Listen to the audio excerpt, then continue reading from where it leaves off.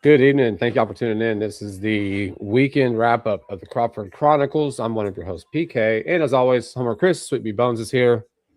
Fellas, how we doing? Man, doing pretty good. Long weekend, a lot of baseball, and I just want to know. I just want to say that after seeing how dressed up you are, PK, I feel a little underdressed. I didn't know that today was one of those black suit and tie affairs, so I apologize for coming in pretty casual. Browse, how You was know, your you, weekend? you should feel bad for being underdressed. However, I've got about six things hanging on the mantle in the fireplace that's not packed, so that's what I have to rock for the next few days. I So mean, sacrifices, yeah, sacrifices. sacrifices. Yes.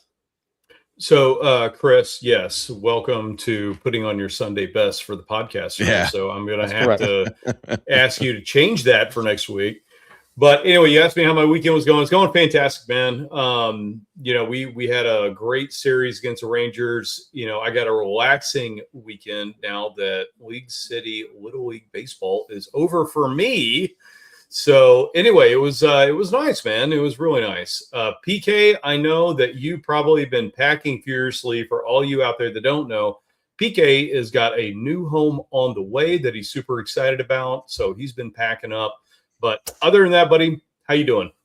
Good, man. Good. Let's see. What did we do? We had a volleyball tournament Saturday morning in Lake City, beach volleyball tournament for my daughter, and then yeah, it was just stuff around the house. We did some shopping for some sofas on Saturday to get that. As soon as we get the house, it's in. Got to go back and purchase. You know what I'm saying? Don't worry, browse. I didn't make any purchases. Just went and looked. You know what I'm saying? But all in all, man, it was a good weekend. Look, the Astros took the series, so that's always good. I told y'all on the Thursday episode that from now on, I'm going to pick the Astros to lose series and see what happens. And Chris, throw up your stupid prediction board that you always have You know updated. what? We can save it. There's no rush. There's no need to rush it. You No, know. let's just go ahead and throw it up there. All right. Well, I'm gonna bring it up again. The So only the only thing that's updated every single week is the series prediction list. So hey, I just want to let you know that it's good to be a couple games over 500, and it's also fantastic to know that I still have faith in our Houston Astros yeah, And well, I am in second place and officially. Browns too. There you go. Browns yeah, officially in second place. There yeah. you go. No, I mean, look, the Astros couldn't do me a solid and just go for the damn sweep today. Just go for the sweep so we all lose. So we all lose prediction. And they get to sweep the Rangers. But it's okay. It's all right. I'll take it for the team. We'll get into our predictions for the Minnesota series. Let's jump into this thing, man. Silver Boot series kicked off this past Friday. First time playing the Rangers this season. Um, and look, I think for me, I took the Astros to lose the series, right? From our prediction standpoint. Now, I did say, of course, I want them to win the series, which is what they did. And look, Friday and Saturday. I mean, let's go with Friday. You had Arrighetti, like Arrighetti, dude, just mowing down 7 1/3, one hit baseball. The walks could be obviously like the four walks is kind of a thing. I mean, in a 2020, like looking back, like you don't want him to have four walks, but he even with those four walks, he gave up no runs, one hit through 7 1/3, saves your bullpen to where you only use Brian King for an inning and 2/3. And then look, man, you won 2-0. That wasn't like a high offensively scored game. Paredes went yard, but Yep. you had the main thing for me was Eric Getty went out again since he's been up here since he got recalled and has just been the ace of your staff and has just consistently like just showed up every single outing and dominated. I think he's had one outing. I think it was maybe the outing before, or I think he only went like 5 innings. But he also didn't get any help from the outfield because that was a Cam Smith error that led to a few runs that kind of knocked him out of the game early. But overall, Arrighetti, in the absence of Hunter Brown, has been your ace of this staff. Yeah, man. I mean, like to to I guess follow up. I mean, the one game that he lost 3-1, and I think two of those runs were unearned because of like I said, the error with Cam Smith. I mean, but yeah, I mean, you absolutely nailed it. I mean, since Arrighetti's been up, all he's done is save the bullpen. That's all he's done. I mean, so I think he carried a no hitter to what, the 7th, I think is what it was. But that was one of the main reasons why I picked them to win this series, is mainly because you had your more two reliable guys in Lambert and Arrighetti. I will say, kind of the save face. I mean, I did technically took an L this weekend because I 100% guaranteed that they were going to lose yesterday's game, and they actually won that game. I mean, so if it helps PK, ease the sting a little bit, I mean, you're still in last place, but I did take a minor L today. So then you should have an asterisk by your 7. Hey, it fits right in with the Astros, man. Go ahead and make me an asterisk hat. Just like the Rangers made for us. Yeah, there you go. Yeah, so man, Friday's game was awesome. I got to go to that game, and I took Colt with me, and he got to learn the etiquette of a no-hitter while he was there, because he had no idea what was going on until I finally was like, hey, look, dude, you see on the scoreboard, like right up there as like where it shows a 0 under the H for the Rangers. He goes, well, Dad, what does that mean? I was like, that means they haven't gotten a hit. He goes, well, so it's a no-hitter? I'm like, shh, stop. So anyway, I had to explain all that stuff to him, but he finally figured it out, even though he asked me like 2 or 3 more times. But still, it was a great game, man. And the one thing that I will say about this, and I tweeted this out too, is the fact that, everybody's been complaining about like, oh, the energy in the stadium is gone. Oh, well, there's no, like, we're not, we don't have enough fans. We're not selling out. We're not doing this. It's like, dude, come on, man. If you were there on Friday, you saw what Astros baseball was about. You saw that fan base. You saw how into it everybody got. My one complaint is that they started doing the freaking wave in the 8th inning in the middle of it was like right in that section on the bottom level where first base is. And then everybody was trying to do the wave, and they got like confused, and it was going both ways. And I'm like, yes, you idiots. I was like, stop. So anyway, Astros fans, I am blaming you on the first base side for the no-hitter getting broken up because of your stupid double-sided wave. But other than that, I'm telling you, man, it was fun. It was electric. And I am really glad to see Astros baseball back in it, and seeing all these guys getting excited and all the fans getting into it too. So that was my biggest takeaway on Friday. Yeah, I mean, just a great way to kick off that series, man. I mean, it's the Rangers, so it's always going to be a heated series. I mean, it's always, like we can't stand them, they can't stand us, So for Arrighetti to come in there and it set the tone for that series was pretty fantastic. Paredes went yard, and then Shoemake had a 2-out RBI. Who Shoemake just continues to produce. My boy Shoe, dude, like just continues awesome to freaking produce. So your lower half of the lineup didn't do so hot. They were 0 for 3, 6, 9, 12. Not what you want. But in a game where you only needed 2 runs, you're like, cool, let's go on to the next one. So we go into Saturday's game. This is going to be the DeGrom Tang matchup, and I know I said it that the Saturday game was a given for an L for sure. But look, man, Astros hit 4 bombs. They hit 4 bombs off of 4 fastballs from DeGrom, and that was Altuve leading the bottom half of the first off there, and then you had Jordan, Walker, and then Cole later in the game. So you had 4 bombs. Final score ended up being 4-1. So that was your offense, the 4 solos. But the big thing for me on Saturday was the Tang outing. I don't think you were really expecting him to go 5. I think the want was for him to go 5, right? Because the more of these spot starts that he's getting, the Astros are putting more or adding more pitches to his, to stretch him out more, because you're going to need him, just like we've been seeing. So he goes 5 innings, 2 hits, no runs, 7 Ks, 4 walks, dude. I mean, the dude has progressed every single outing that he's had on his spot starts, right? So it's just another guy to fill in the gap until we get all these other guys back. But that for me was the big takeaway for Saturday, was Tang's 2-hit 5-inning outing. Yeah, I mean, it was one of those Chris shut the hell up moments, because I know the last few times we've been on here, we've been talking about how one of my opinions has been keep him in the bullpen. He's been one of your stalwarts in the bullpen, and Kai Tang just respectfully told me to shut my mouth and stop talking. So, hey, I mean, it was great to see him go out there, give you 5 innings, and he battled a very good pitcher in Jacob DeGrom. Again, like it's kind of like the same thing that we just talked about the first game. Granted, yes, you would love to see him put 12 runs, but you know what? If all you need is 4 runs, then all the rest of the stuff you can just kind of blow over because you got the W up. You set yourself up for the sweep. It's just unfortunate that there's a certain manager that just has to feel like he has to give guys days off, and he doesn't like going for sweeps.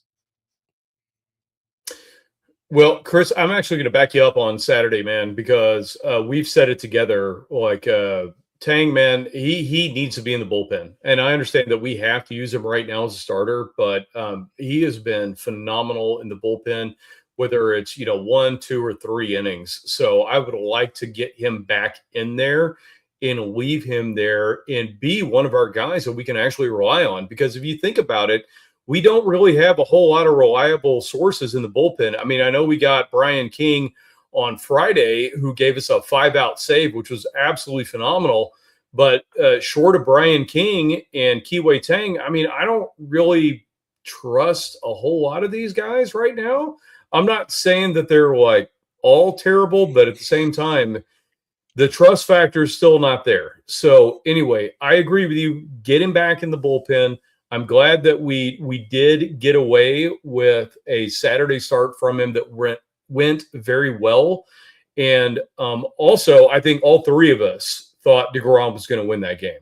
When you're looking at it on paper, you're like, okay, well, there's no way we're going to win this one. But at the same time, hey, we were able to scratch it out. And that is absolutely phenomenal, especially against the Rangers. I couldn't have loved it any more than what we got to see on Saturday. So, I'll definitely go with that. But going on from here on out, I do want to see Tang back in the bullpen. Let's get some of these guys off the I almost said DL. Let's get them off the IL and then get them back into our starting rotation so we can, kick him back and let him cook, man. That's all I'm going to say.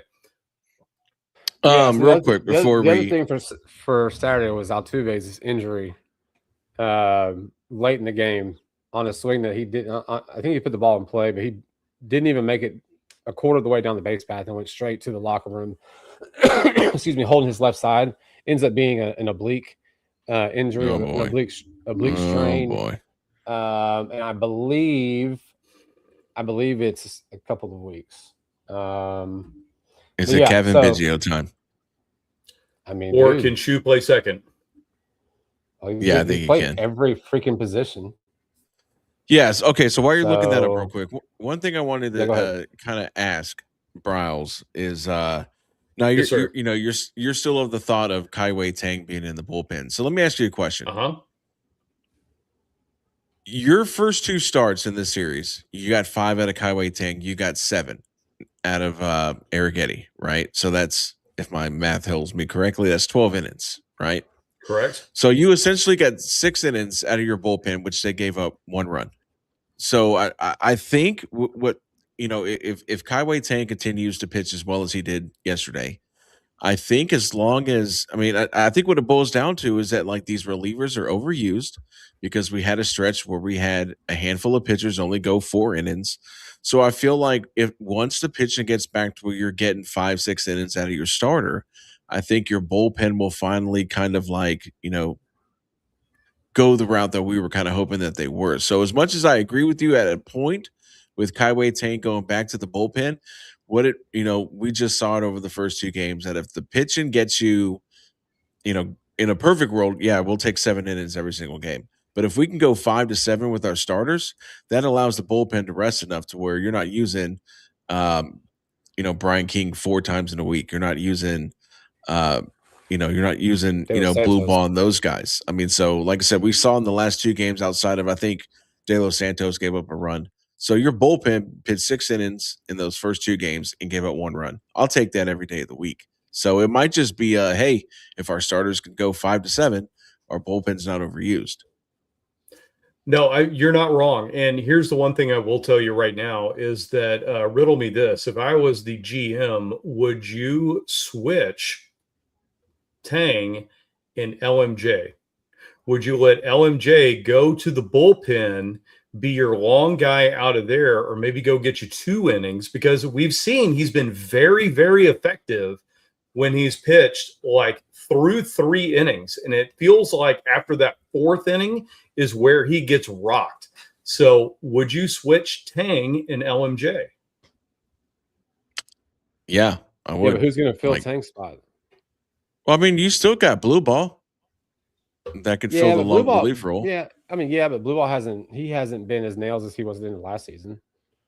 Well, I mean, again, a lot of these relievers haven't been nails like they were last season because they're throwing, 7 times Every as day. much in the first, day. almost every day. I mean, Yeah. so like I said, you finally got a break where you're starting pitching, got you 5 to 7 innings, and they haven't had to be used a whole lot. I mean, I don't think there was looking through these 3 games. I don't think there was one reliever that was used twice. Maybe Brian King, maybe I don't know. So. Yeah, and if you don't have to use your relievers multiple times in the series, unless it's maybe your closer, I mean that's not a bad recipe right there. Where King a was typical as. Go ahead. King was the only reliever that went twice this weekend. Yeah, so before this weekend, a typical Astros dog shit series, you're using multiple relievers multiple times in the series, which is why the bullpen has been poo poo. So. Yeah. No, I agree. Let's get back to Altuve real quick because also Pena and Myers are set to return from the injured list perhaps as early as tomorrow. And then Altuve will be going to the injured list with a grade 2 left oblique strain. No timetable on the return for Jose. So you're telling me it's Kevin Biggio time. Kevin can come up. He went deep I think it was last night. He went deep or the night before. Dude, I'm telling you, ever since we showed up there, he's been raking. I'm telling you. Yeah, Green sent that update to us, man. He's looked fantastic in AAA. Yeah. He's been balling. It's unfortunately you guys. It's unfortunate he started hitting like he was at 130 before we talked to him. That's right. So you know what? We're almost lining up. No, he's at 198. He's almost at 200. See? So we have raised his batting average almost 70 points right there. That's correct. And it's almost right. It's almost close to Father's Day too. I'm telling you, if this happens, I think we need I'm gonna pull up old footage and just play it, and that's gonna be our 17-minute intro, just of all the things I've said. If that happens, probably all coming together, Pepper. Well, look, let's get into Sunday real quick. There wasn't a lot from today's game except a complete beatdown, which really I wasn't expecting, because Peter Lambert's been pitching pretty good. His final line was 6 innings, 3 hits, 5 earned, 6 Ks, 2 walks, and a home run. And then Bolton came in, which I'm glad Espada just left Bolton in. Like, I really am. Like, just waste one pitcher for the rest of the game and just, take your L, get out, and save some bullpen. So, 5-run 7th kind of did you in. That's really what it was, right? A 5-run 7th, 8-0. Let's see, nothing too crazy from the offense. I mean, a lot of overs today, like a lot of overs. So, look, Evaldi, like let's see how many hits he didn't give up 5 hits, but he had 8 Ks through 7. His sinker was filthy today. I mean, it was pretty nasty. And they were showing a stat earlier in the game where he really doesn't rely on his fastball anymore. It's like 11% of his arsenal is his fastball. He's using more sinkers and more cutters now that he's older and been pitching for a minute. But that sinker was on today. I mean, these guys weren't touching it. So I feel like every time Evaldi pitches again, not every time, but majority of the time when Evaldi faces us, he has one of those games where he's pretty dominant. But last time Evaldi pitched, he pitched against the Yankees because he had 10 days off between starts because they scratched his last start. But he didn't. He had a 3-hit shutout against the Yankees in New York, his last outing. So he's, we know he doesn't suck, but you were kind of hoping that the Astros would put something up against him. They didn't. And then, Lambert with the 5 runs, all of them earned. That 7-run inning or that 7th inning just kind of did you in because you had 0 offense today. Yeah, I mean, the lineup really didn't help. I mean, it was Yeah. one of those lineups that Getaway day. it was a getaway day, and it's just like, why are we not going for the sweep?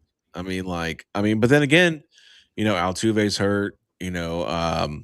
Dude, Cam Smith is looking rough, dude. Like, I'm almost at the point you may want to send him down. I mean, like Yeah, he bad. got off to a hot start and then has Titanic. I mean, he's under 200, hitting 196. I just think he may have to go down next. I mean, it sucks. I mean, but like, yeah, It is what it is, man. Sucks Yeah, to man. suck. Chris, you're not wrong, man. It's like we did have the getaway day lineup in, but at the same time, it's like with so many guys injured, like who are you actually going to be able to put in? So but still, that's no excuse for them like putting up a goose egg on the scoreboard.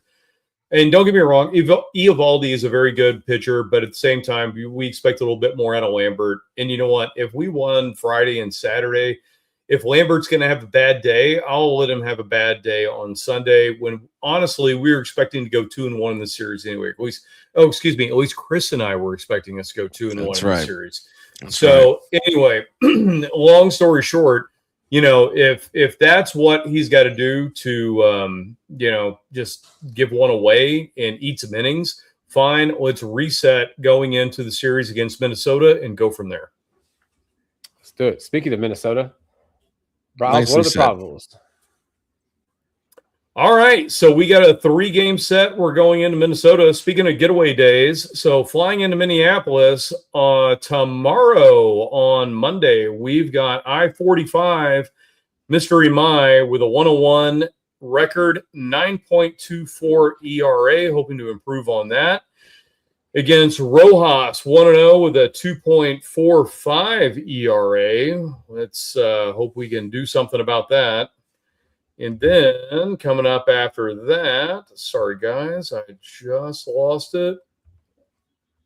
There we go. On Tuesday, LMJ, 2-3, 6.86 ERA against Matthews, 1-0 with a 0 ERA. This is going to be his second start. I believe he is their long reliever, so don't get too excited about that. We should be able to knock him around a little bit.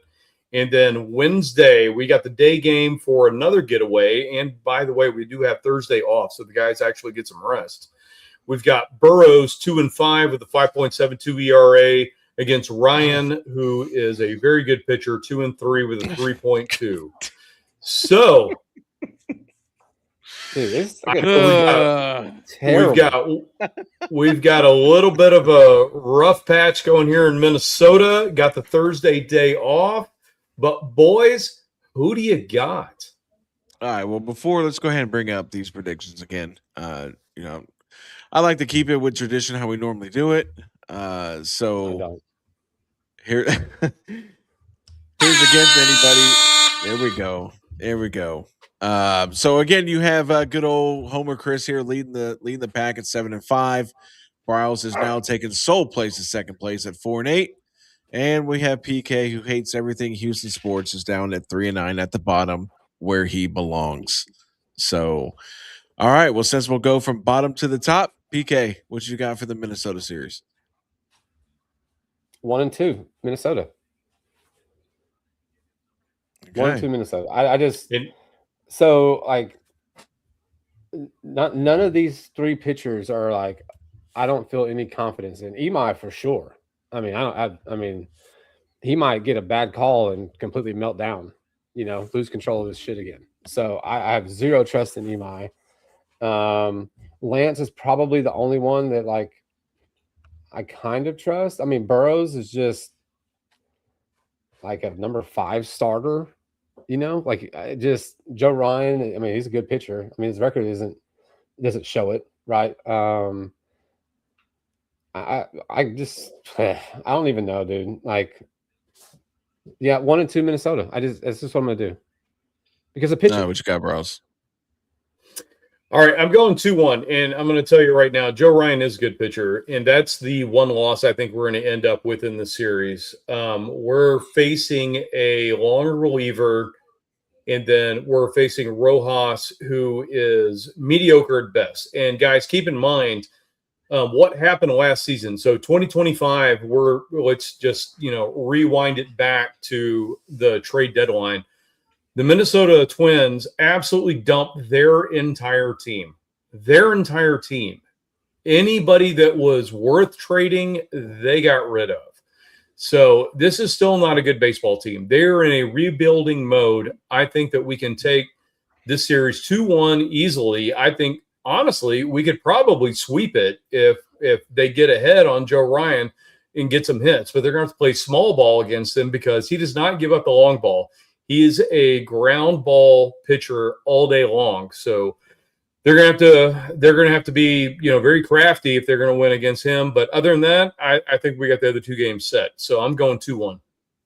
All right. So, I mean, that's a fantastic story. Minnesota was in rebuild mode. They got a better record than the Astros right now. I mean, so Imai, I have zero faith in. And it's going to take him like 5 good starts for me to start having faith in Imai. McCullers is, I mean, he's... Just don't leave him in. I mean, I don't even know McCullers. And then Burrows is like, I really thought that 7-inning game he had a couple of starts ago was going to be the turnaround. It was not the turnaround. I mean, so, man, I think I'm going to go 2-1 Minnesota. The pitching is just, I mean, yes, it is the Minnesota Twins. Yes. And it would be great. I think losing Altuve right now is a killer right now. Because we were on the cusp of having Jeremy Pena back. Now you got Pena, you've got Altuve, you'd have Paredes at third because Correa, the guy that we got from Minnesota is out for the rest of the season. So that trade right now is, even though they cut the guy that we sent him, is pretty much null and voided. Except for now we're paying Correa's contract. I don't like the pitching on the Houston side.